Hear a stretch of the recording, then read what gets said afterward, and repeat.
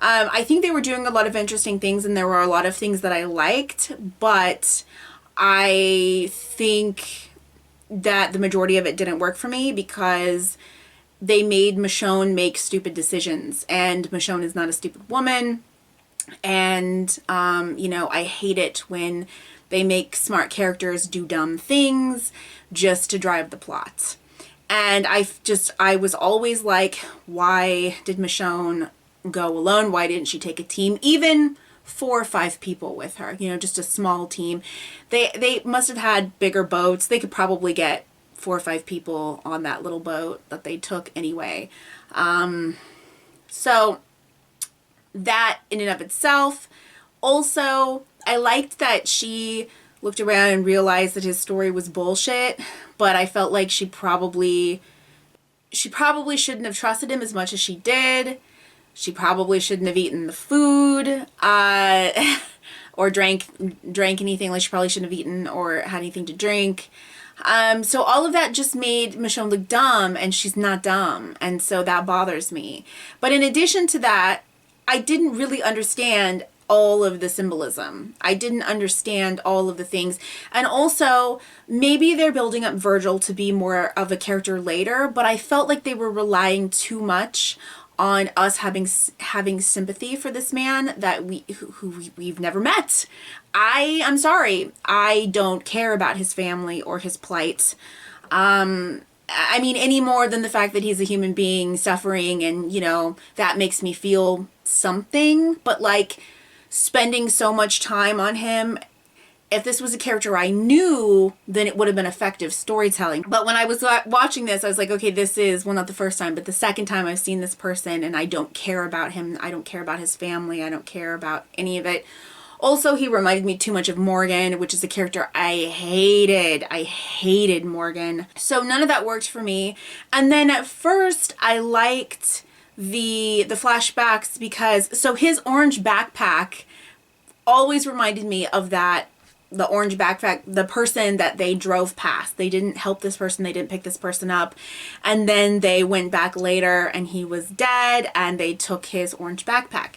And so it made me think of that. But I thought, well, this is just a coincidence, right? They're not going to reference the orange backpack from like 5 seasons ago.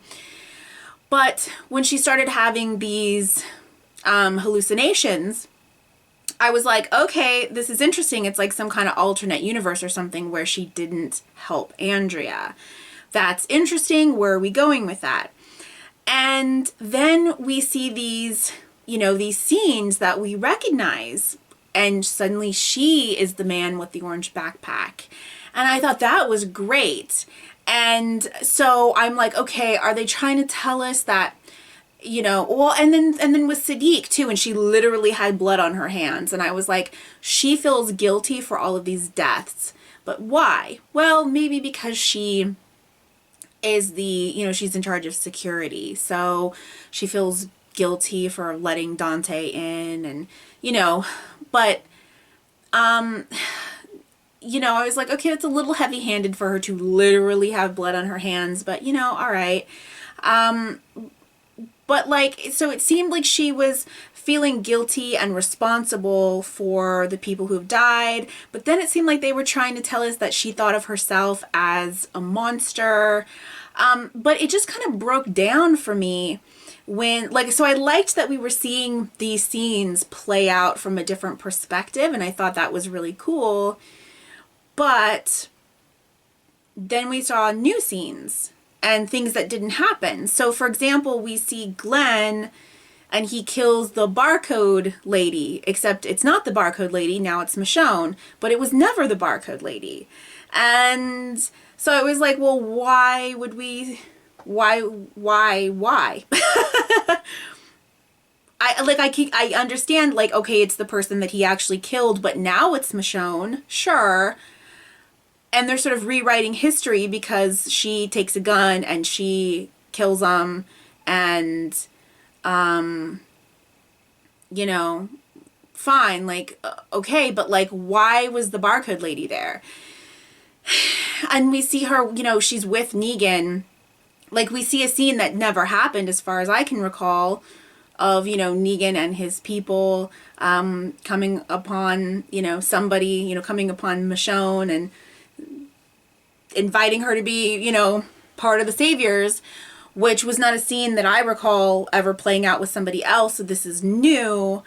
And I'm just kind of like, are they trying to tell us that she feels like she's just as bad as Negan? You know, they were trying to do that in season 9, like Negan telling her that they're the same, which I always thought did not work because they're nothing alike. So none of that worked for me. It was cool the way that they did it, the way that they intercut like the old footage and this new footage and all that stuff. But I wish that they had continued just showing us flashbacks and merging them with, you know, new footage and Michonne, but like maybe showing us things that she felt guilty about, like maybe she still thinks about Orange Backpack Guy. I don't know. Like, I feel like it was close. It was there. It could have been really good, but it just didn't work for me. None of it really clicked. There were a couple things I was like, oh, that's really cool. But overall, none of it worked for me. I like that she found clues about Rick. And I wondered if he was there.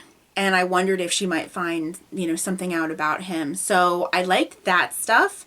And I also wondered, because I knew that Denai was leaving, I wondered how she was going to leave. And I wondered if this was the method of her departure. And it seems so.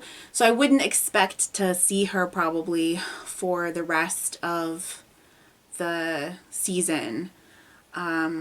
So, or maybe like until the finale, like season finale or something like that. So anyway, all in all, like it didn't really work for me. There was some good stuff, but I just felt like it was just, I don't know, maybe it would benefit from another viewing. That's it for now. Thanks so much for watching. I'll see you next time. Bye.